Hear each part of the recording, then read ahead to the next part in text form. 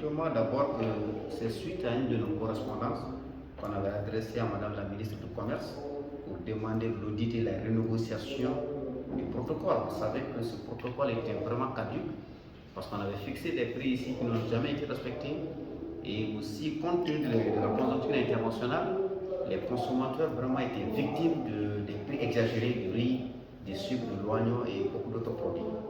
Mais très malheureusement, parce que nous, on n'a pas participé directement à la négociation. Hier, on nous a invités pour venir assister à la signature. Mais ce que nous avons décelé, c'est très révoltant. Parce qu'on ne peut pas comprendre que dans notre pays, que le ministère du Commerce essaie de promouvoir des prix discriminatoires. Parce que le prix qui a été publié, c'est le tarif au plafond pour la zone de Conakry. Et ceux de l'intérieur. Et nous, notre combat aujourd'hui, c'est que le prix doit être uniforme sur toute la territoire nationale. Parce qu'on ne peut pas comprendre qu'on soit en Guinée, que les consommateurs des aéroports de l'AB et de l'autre côté n'ont pas accès au même prix que ceux de Conakry. Ça, c'est déjà un problème. Et au-delà de ça aussi, pourquoi pas élargir à beaucoup d'autres produits? On n'a même pas 10 produits plafonnés. Regardez le cas des poissons aujourd'hui, regardez les autres denrées stratégiques qui ne sont pas dans le plan. Donc, ça veut dire déjà qu'il y a un autre problème.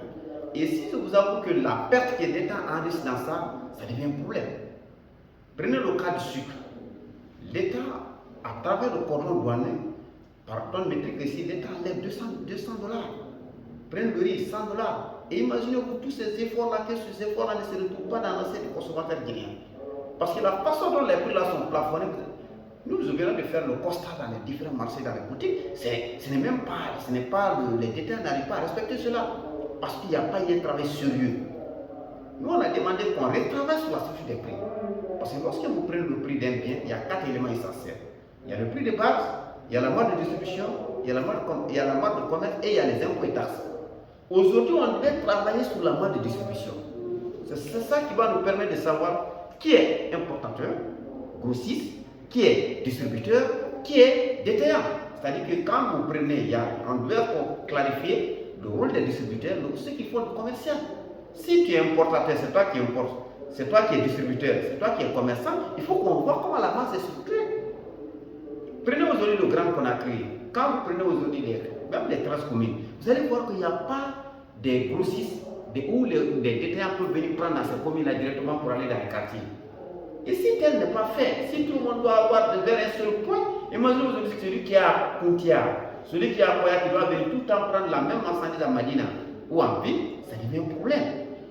Donc tout ça, c'est la marge de distribution qui vient régler ces problèmes-là. On allait savoir qui est distributeur. Donc à partir de là, on allait savoir qui est grossiste, qui est semi-grossiste, qui est détaillant. Et s'assurer que chacun, le grossiste reste le grossiste, le détaillant reste le détaillant. Et donc la marge de commerce, la marge de distribution devait gérer ces problèmes-là. Mais si vous dites directement que voici le prix plafond, donc ça va être des prix du bureau.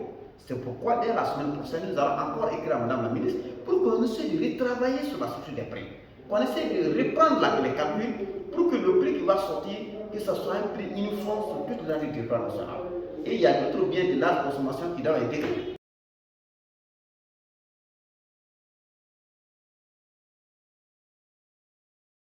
Donc je ne suis pas satisfait. Dans la mesure déjà où nous sommes dans des prix discriminatoires. Moi, je ne peux pas accepter que le prix de Conakry soit différent du prix des Sénégalais, des Labé, des Cancans. Si je cautionne ça. Et on va avec des méthodes de fantaisie, on dit que non, il faut tenir compte du transport. Comment on va maîtriser ça? Vous allez voir que le riz va être le riz prix plafond de 5% de Brésil, qui est de 295 000 francs, va être jusqu'à 300 à 400 000 francs dans d'autres. Parce qu'on ne gère pas le transport. Or, alors que si on travaillait sur les marges de distribution, vous allez voir qu'il y allait avoir des entreprises dédiées à la distribution. Comment leur mission va être la distribution? Est-ce que dans la salle, devant le cadre du ministère du Commerce et... D'abord, nous on a fait une demande, on nous a invités pour la signature, l'espace signateur. C'est eux, ils ont fait la cérémonie de signature, on nous a pas donné la parole pour poser, parce que nous on a fait un courrier. C'est pourquoi on va encore réécrire encore. Nous n'avons pas participé, aucune organisation n'a participé à ces discussions-là. Donc nous déjà, notre problème, on est catégorique là-dessus. On ne va pas accepter qu'on mette des pièges devant les consommateurs. Aujourd'hui, tout ce qu'on est en train de faire là, c'est des pièges. Parce que quand tu prends aujourd'hui, c'est pourquoi nous demandons aux importateurs, nous demandons aux grossistes d'être sincères avec l'État. et avec les consommateurs. Ils savent que lorsqu'ils prennent des engagements, ils ne peuvent pas le faire respecter. C'est comme la Chambre de commerce, sa mission n'est pas le contrôle et la fixation des prix. Ce n'est pas une mission. Lisez les attributions de la Chambre de commerce. Ce n'est pas son rôle, ça. Et la loi a donné les compétences nécessaires au ministère du commerce. C'est-à-dire, il y a une loi, la loi portant réglementation générale de la commerce et de la liberté des prix. C'est pourquoi dans notre courrier, nous avons exigé à ce que cette loi-là soit respectée. C'est la loi est catégorie là-dessus. La loi dit à tous les importateurs, à tous les prestataires, à tous les industriels de publier leurs prix unitaires TTC. Et ces prix unitaires TTC doivent être uniformes sur toute l'entrée du territoire national. Donc, très malheureusement, tel n'est pas le cas. Et ça qui fait que nous sommes en train de faire des dénonciations, parce que nous n'allons pas dire que le gouvernement nous a écrit, ils ont renégocié, mais est-ce que ça va profiter aux consommateurs? Et pour que ça profite aux consommateurs, il faut un frein. Il faut qu'on se dise la vérité.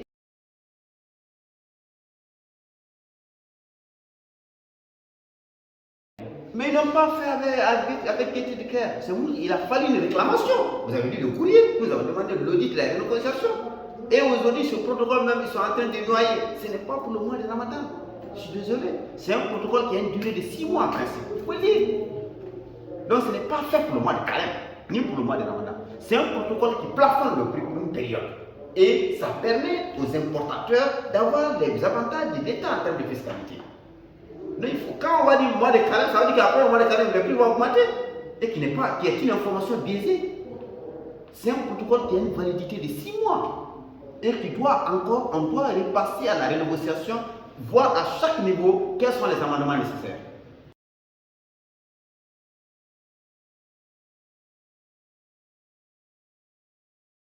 Oui, mais vous savez, nous on a tous, ça a été une revendication à notre niveau. Parce que quand vous prenez l'évolution récente du métro, parce que le prix d'abord est une variable dynamique. En économie, c'est enseigné, ça n'est pas dit que ça, le prix doit faire des variations.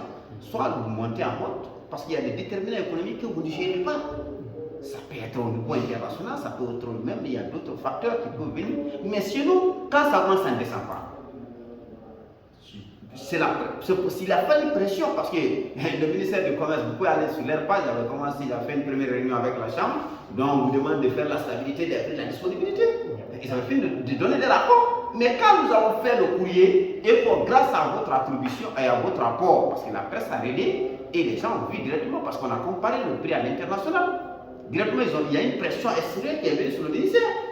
Les importateurs n'ont pas fait par gaieté de cœur dire que c'est le mois de Ramadan. Jamais. Il a fallu une véritable discussion.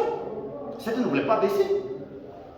Parce que comme déjà on a demandé l'audit, et moi j'avais préparé un courrier pour aller vers le ministère de la Justice, le parquet de l'Est, parce qu'il ne peut pas comprendre que l'État perd des milliards, hein, et que le consommateur ne bénéficie pas et qu'on encourage cela. Et même ça, après nous allons demander à tous les démembrements de s'impliquer. Nous allons faire des remontées. Et nous allons écrire la loi aussi. Tous les importateurs, je dis bien tous les importateurs qui ne vont pas respecter, mais on va prendre les référents de leurs produits, écrire la loi pour qu'on les enlève sur la liste. Ça, cette fois-ci, c'est pourquoi nous voulons d'abord que le prix soit uniforme et après l'étape de contrôle, nous allons demander, même pour les médias. Nous devons sauver les consommateurs. C'est le fait que vous publiez les prix là et que quand on va publier les prix, et nous on va publier les prix et nous allons demander même aux religieux de s'impliquer. Parce qu'il faut que dans les motions qu'on nous explique les prix là. Si l'État renonce, parce que ce n'est pas un don.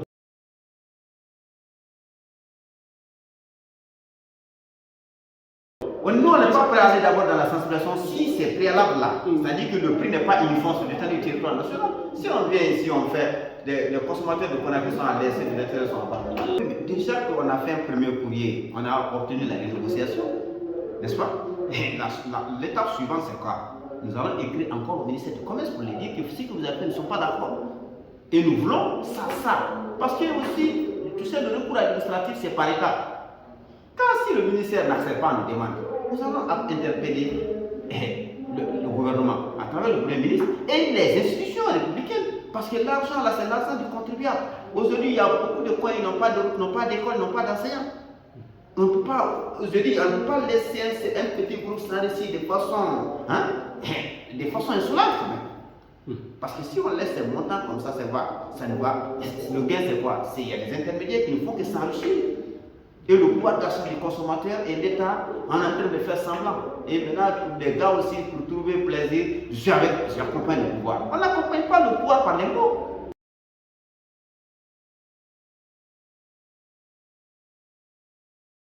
Là où nous sommes d'abord, les prix qui sont sortis de ce protocole-là sont des prix discriminatoires. Il faut qu'on se parle pour que si déjà les consommateurs de Conakry bénéficient de ces avantages-là, et c'est de l'intérieur. Si ceux de l'intérieur, les régions, les sous-préfets ne bénéficient pas, ça sert à quoi? Ou bien vous voulez qu'on croie les bras qu'on dise que non, le protocole est signé, c'est signé. Et si on ne simplifie pas, je vous avoue, avec cette chambre de commerce, avec ce ministère-là, vous allez voir que les détaillants ne vont pas les respecter. Ça va être des prix de bureau. Parce qu'ils n'ont pas la volonté. Ils ne font pas de façon scientifique le travail. Il faut qu'on soit clair. Parce que votre secteur est liquide, vous êtes rentable. Parce que si toi, tout là, on dit qu'il y a la marge de distribution, il y a des gens qui vont uniquement s'occuper du transport. Si c'est bien structuré, ils vont se transporter pour aller déposer dans les magasins de stock. Même vous allez créer ces trucs-là, ces dépôts-là ici. Parce que vous savez qu'en retour, vous avez un gain. Mais si tout est concentré à un seul niveau, comment vous voulez qu'il ait pris et que le respect soit là? D'abord, il faut vraiment qu'on casse ce lobby-là. Qu'on montre, si tu es importateur, tu restes importateur. Si tu es distributeur, tu restes distributeur. Si tu es commerçant, c'est-à-dire si c'est toi qui dois vendre, tu restes dans ça. C'est ça qui fait que le rôle de distributeur doit être garanti, le rôle de détaillant, le rôle, et vous allez voir que chacun va profiter.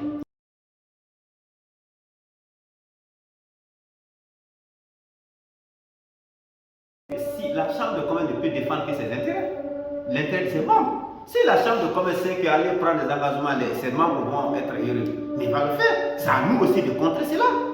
C'est notre raison d'être. Nous sommes dans une économie concurrentielle. Quand tu es un commerçant, un opérateur économique ne cherche que le profit. Il n'est pas là pour faire le social. Là où il n'a pas d'intérêt, il ne fait pas. Et donc c'est pourquoi nous sommes dans une économie de régulation. Tous les acteurs doivent se battre. C'est pourquoi nous nous battons. Normalement, c'est le ministère du Commerce qui doit faire un frangé. Il doit défendre l'intérêt des consommateurs, l'intérêt des opérateurs et l'intérêt de l'État. Mais le ministère du Commerce est dans une position asymétrique. D'un côté, donc les consommateurs sont laissés parce qu'on fait semblant de prendre des décisions, mais dans les faits, c'est des décisions de bureau.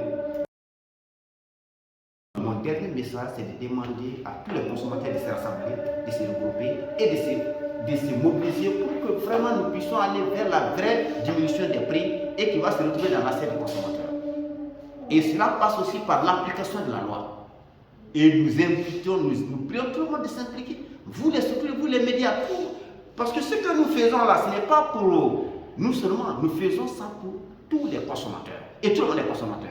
Que ce soit les syndicats, que ce soit les fonctionnaires, et même ces cadres qui font là, si les prix baissent, mais ça va se retrouver dans leur assiette. Et donc, c'est pourquoi nous demandons à tout le monde d'être solidaires et nous demandons vraiment l'engagement patriotique. Il ne faut pas que les gens restent dans les bureaux. Nous, on n'est pas contre quelqu'un. Nous voulons que notre pays soit comme ailleurs. À titre d'exemple, prenons le Sénégal. Quand le gouvernement Sonko est venu, ils ont plafonné les prix. Il y a des gens qui ne voulaient pas, mais il y a l'autorité de l'État qui s'est appliquée là. Parce que c'était sincère. Mais lorsque vous prenez des décisions pour se faire plaire et que les résultats ne sont pas là, je pense que ce n'est pas normal. Et nous devons combattre cela.